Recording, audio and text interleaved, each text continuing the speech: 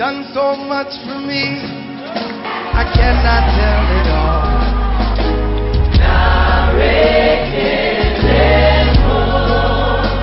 What shall I render to Jehovah? For he has done so very much for me.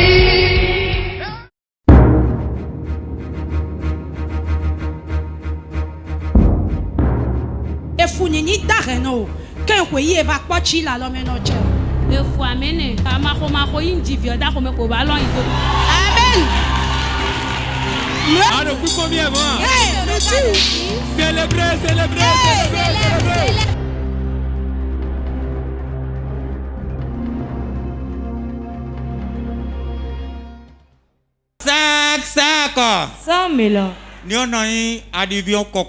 Je m'appelle frère Adivignon Kokou, je suis partenaire de Port TV. Bon, Le Seigneur a fait de grandes choses dans ma vie. Quand je suis venu à Porte de Vie et que j'ai commencé de l'autre côté, j'ai dit quelque chose à Dieu. J'ai demandé 2 années. J'ai dit en 2 ans, je vais venir témoigner. Voilà ce que j'ai dit. Au village, je suis passé dans beaucoup de situations difficiles. À Savalou. Et au commencement, moi-même j'ai implanté la fondation d'une maison. Et j'ai commencé. Quand on a commencé par faire cela,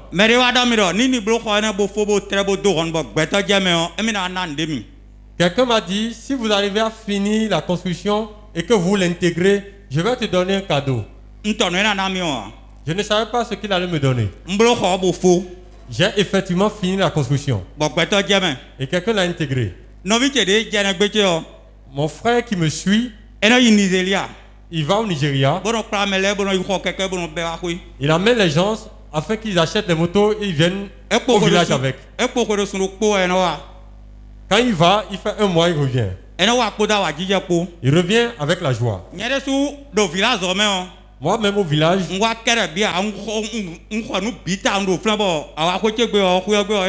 j'ai vraiment équipé la maison. Quand tu viens, tu sauras que c'est vraiment bien fait.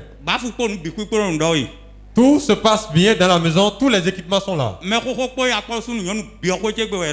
C'est chez moi que les petits, les grands, tout le monde vient se réjouir. Mon frère a quitté le Nigeria, il est arrivé. Il a amené 14 personnes. Et il les a aidés à acheter la moto, ils sont venus. Et 3 jours après. Et il dormait quand quelqu'un veut le réveiller, viens, on va aller à la chasse et tuer un animal. Et on l'a amené. Quand ils sont partis, ils ont trouvé la goutille. Ils ont commencé par le chasser. Et mon frère a tiré. Il a fait balle. Et au lieu que cela ne touche l'animal, ça a touché la personne qui est venue le chercher pour qu'ils aillent faire la chasse. Et la personne est tombée. Quand elle est tombée, ses frères ont pris le fusil, ils sont venus.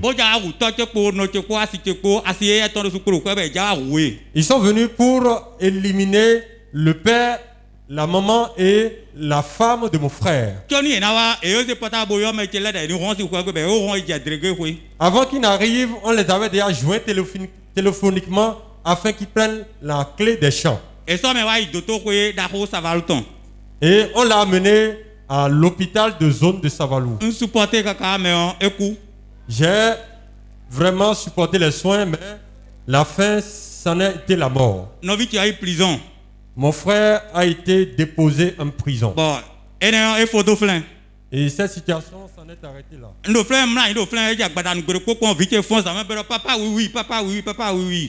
Une nuit, mon enfant s'est réveillé de nuit et criait, papa, j'ai vu un chat, papa, j'ai vu un chat.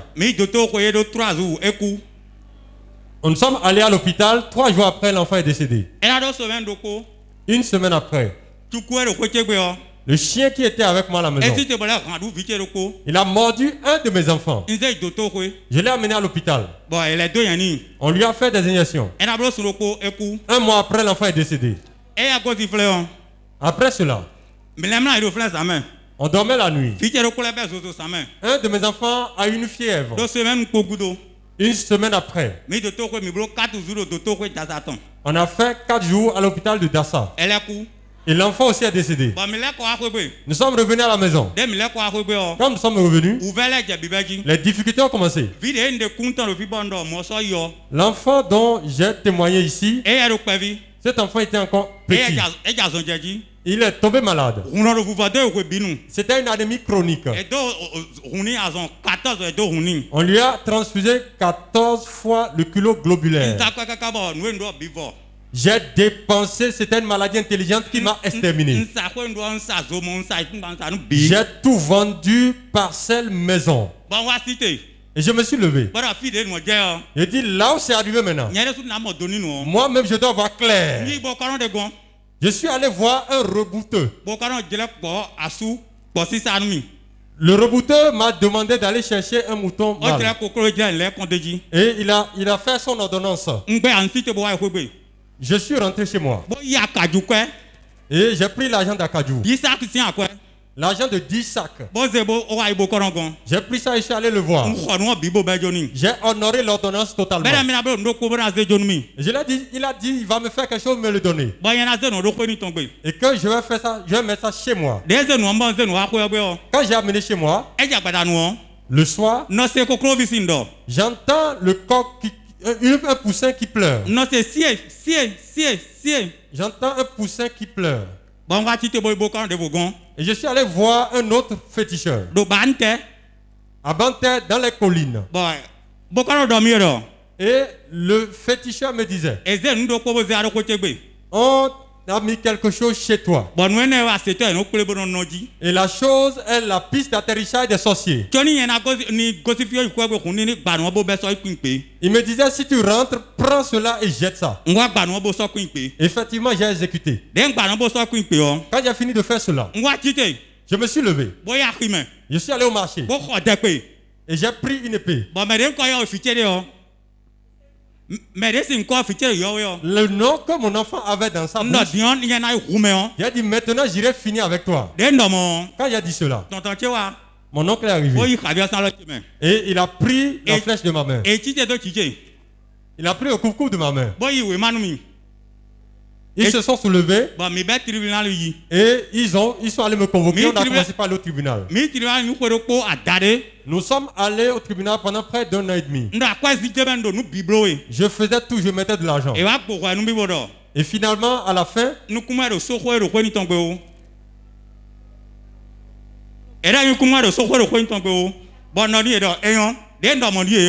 en fin de compte, je suis revenu à la maison. Les difficultés allaient s'intensifier. J'entendais des voix derrière moi. Et il y avait des problèmes avec ma femme. Et ma femme, alors qu'elle ne me faisait rien, je la rouais de coups. Donc les enfants étaient malades ensemble. Et je devais dépenser à l'hôpital à la fois. Parfois, j'amène la moto pour mettre en gage et je rentre à pied. Et les dettes allaient s'intensifiant. J'avais des dettes partout. Et puis, les créanciers étaient derrière moi. Et j'ai pris ma femme, j'ai fui.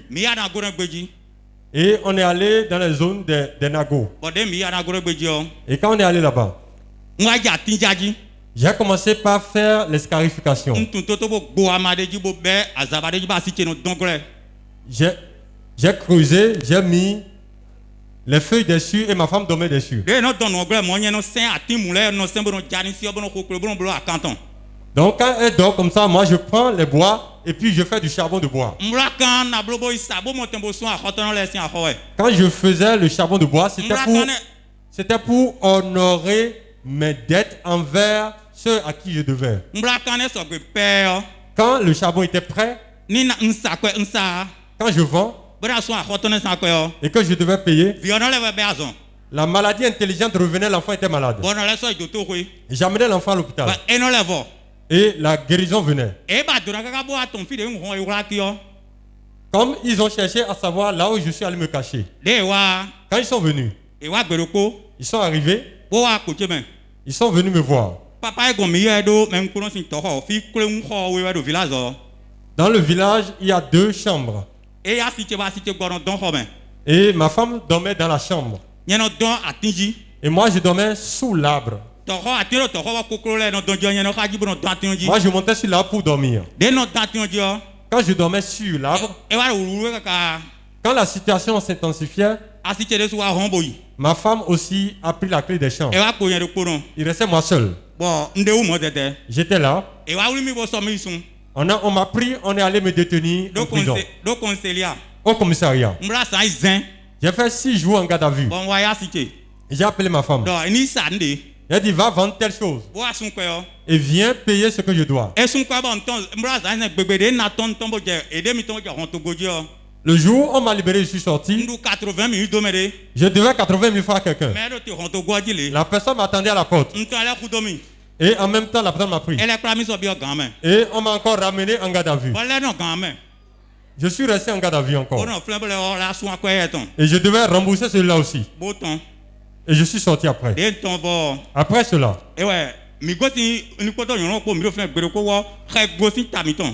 Un jour, j'étais là avec ma femme.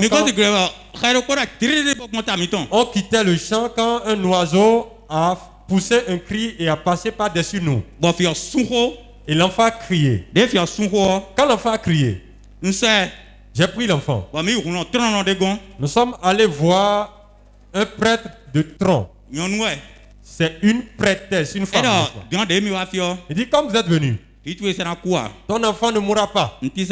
Ton enfant n'aura plus rien, tu n'auras rien. Mais tu seras intronisé, tu seras un adepte. Et l'enfant aussi sera intronisé. J'ai accepté. Et on lui a fait le médicament. J'ai commencé par faire ce que je devais faire. Quand on était là, plus rien ne se passait. Ça faisait 5 mois après. La prêtresse est tombée, elle est morte. Quand elle est morte, ces enfants m'ont chassé. Ils ont dit c'est toi qui as mené le combat de la sorcellerie. Et notre mère est décédée. On m'a chassé. Et je suis parti. Mes pantalons étaient déchirés. Mes cheveux étaient grisonnants. Ma femme a tout vendu. Même les marmites qu'on prend pour préparer, elle a vendu. Et on s'abonnait à la cassa. Je la prenais. Et nous allons chez les Peuls.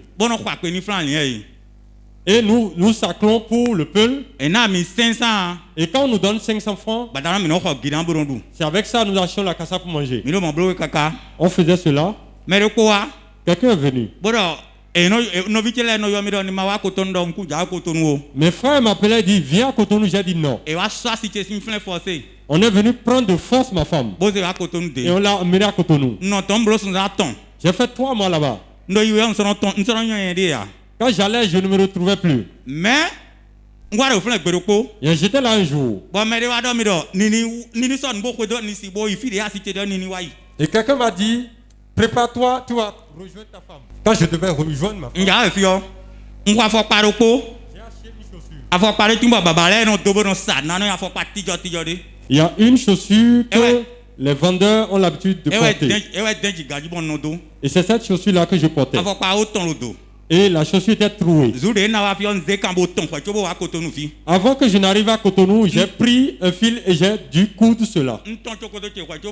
Et mon pantalon aussi, je devais le coudre. Et je suis rentré dans le véhicule, je suis venu à Cotonou. Quand je suis arrivé, ça a fait 3 jours. Je suis allé encore voir un prêtre de Tron. Et quand il a fait la consultation, il a dit, il faut que tu sois un adepte d'ici. Il dit oui, je suis un ancien adepte, donc je suis d'accord. Et moi-même, j'ai commencé par exercer le ministère.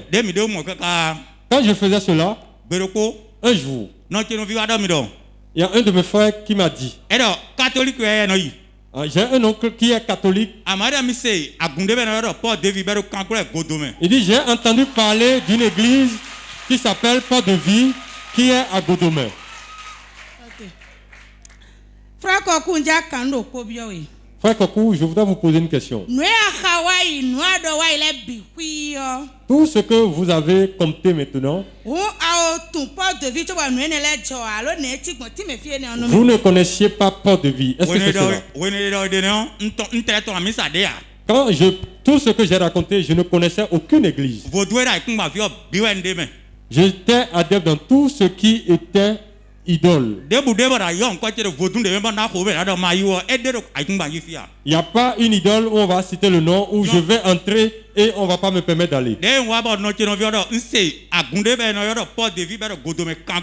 Quand mon oncle m'a dit, mon oncle maternel m'a dit qu'il a entendu parler d'une église qu'on a même Port de Vie à Godomé, il dit, je ne vais pas t'amener là où moi je vais, mais je vais t'amener à Port de Vie. Acclame Jésus, acclame Jésus.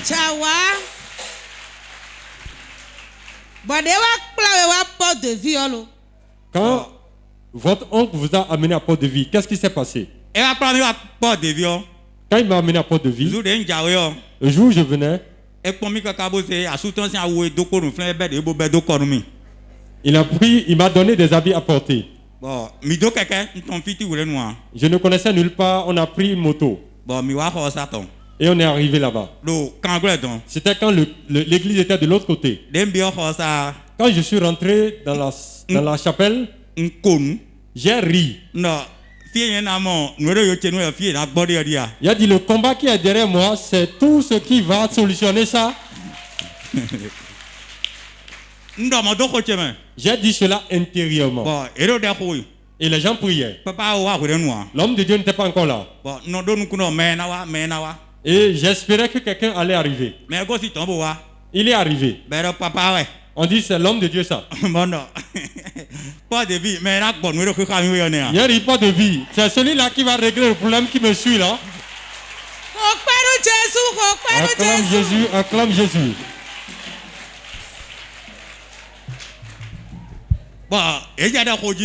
Et la prière continuait. Et on m'a donné une place quelque part. Je n'aime pas rester devant. J'étais là. Et l'homme de Dieu priait. Quand il priait, j'étais entré, je tremblais là où j'étais assis.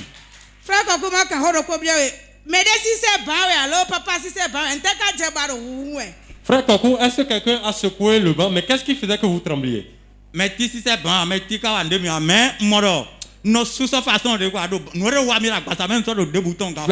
n'a rien fait, mais moi-même je ne comprenais pas. Je tremblais. Comme cette onction qui travaille à distance. Quand l'homme de Dieu faisait le ministère, il est venu vers moi. Il a dit, qu'est-ce que tu as fait pour qu'il y ait autant de combats derrière toi seul? Il dit, je ne vais plus parler plus que ça. Il dit, viens devant. Il a prié pour moi. Et quand il a prié pour moi, je n'ai plus rien compris. Quand je me suis levé, j'ai vu que j'ai certainement fait beaucoup de bruit. Mon habit était déchiré. Et j'ai commencé par aller à la prière. Quand il y avait des programmes à Tori, j'allais aussi prier là-bas. L'homme de Dieu avait une requête là. Il avait fait 3 jours de réveil.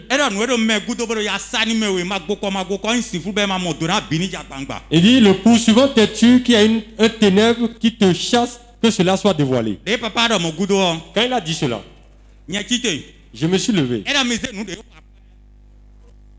Il a dit, prenez ce qui est important. Prenez une semence qui est importante. Le jour là, j'ai mis la main dans la poche. On m'a donné 1000 francs pour que je mette ça au niveau de l'offrande. J'avais planifié retourner avec les 1000 francs CFA. Mais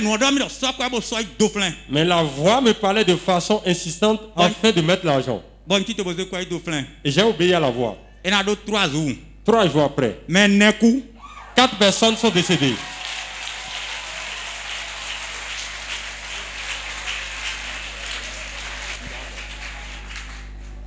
Mais 4 personnes sont décédées. Mais attends, la 5e personne est allée à la chasse et est tombée. Et elle disait, appelez-moi le frère Kokou qu'il vienne. Et qui veut dire quelque chose de caché, il veut confesser. J'ai dit, si tu as quelque chose à confesser, confesse-le ça là-bas. Et j'ai appelé l'homme de Dieu, je lui ai dit ça. L'homme de Dieu dit, ne bouge pas, reste tranquille, tout va se passer.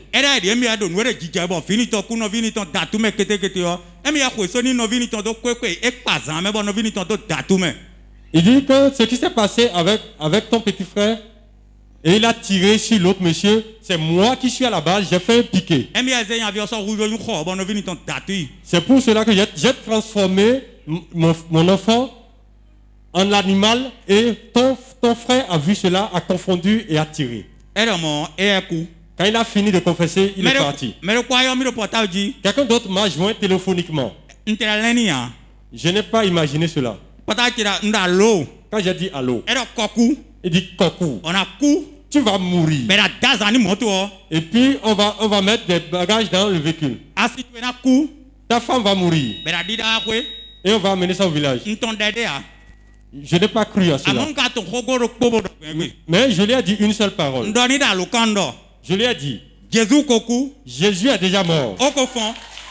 Et il est ressuscité. Et 3 jours après, il a commencé une diarrhée chronique. Et il est parti. Dieu a fait quelque chose de grand.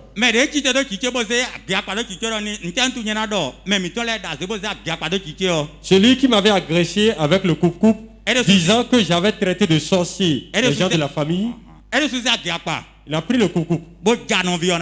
Et puis il a charcuté quelqu'un avec. Il a charcuté son frère avec. Celui qui voulait m'emprisonner a acheté un tissu. Et il a été en prison.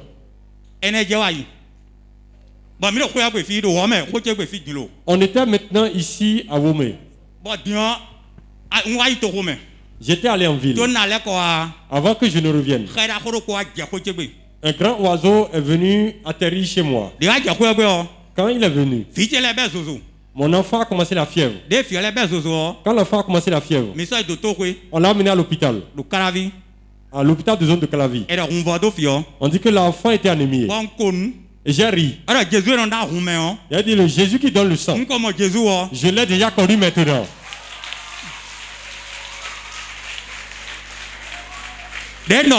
Quand j'ai dit cela, j'ai pris ma moto. Et rapidement, je suis venu prendre le sable d'ici. Et je l'ai mis sur l'autel. Et j'ai déclaré. J'ai dit, je ne vais pas appeler l'homme de Dieu. Si le Dieu d'ici est encore vivant, il va opérer, je vais le voir. J'ai pris le sable. Et je l'ai mis dans l'eau. Et j'ai passé à l'enfant là-bas. Et on a dit d'aller à Ménotin. Quand j'ai passé à l'enfant, quelques instants après, l'enfant a crié. Il s'est levé. Et sa maman a appelé le médecin. Quand le médecin est venu l'examiner, il a pris l'ordonnance, il a écrit un médicament. Je devais aller acheter ça en pharmacie. Quand je suis revenu, il m'a dit, ton enfant ne sera plus transfusé. Frère Kokou, je vais te poser une question. Tu as dit que ton enfant avait une anémie et qu'on devait le transfuser. Et que tu as vu ça ça ressemblait à une situation du déjà vécu. Et que tu as dit cette fois-ci, ce n'est plus le cas. Tu es venu prendre du sable. Où est-ce que tu as pris ce sable-là?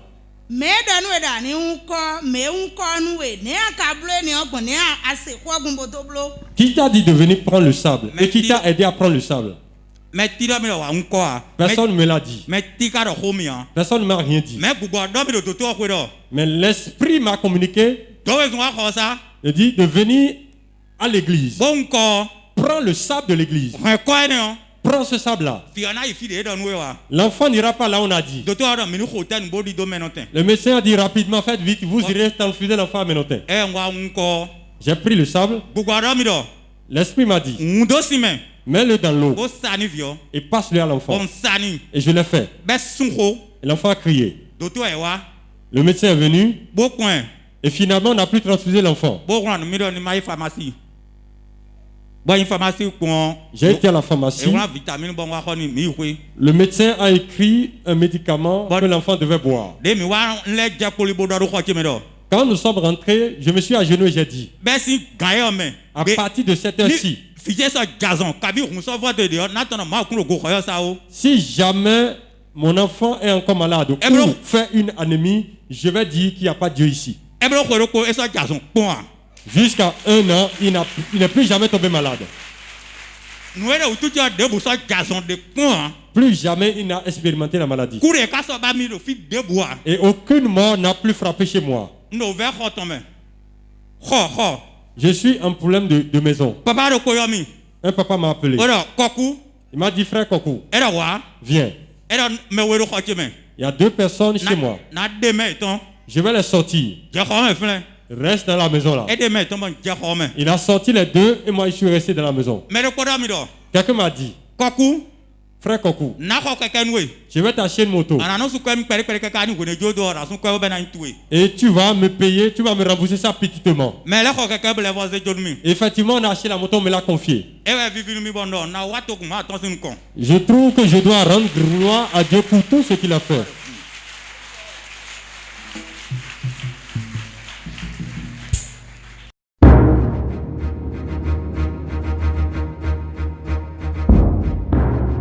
Efunini dareno. Quand vous y va pas chila lo menoche. Amen.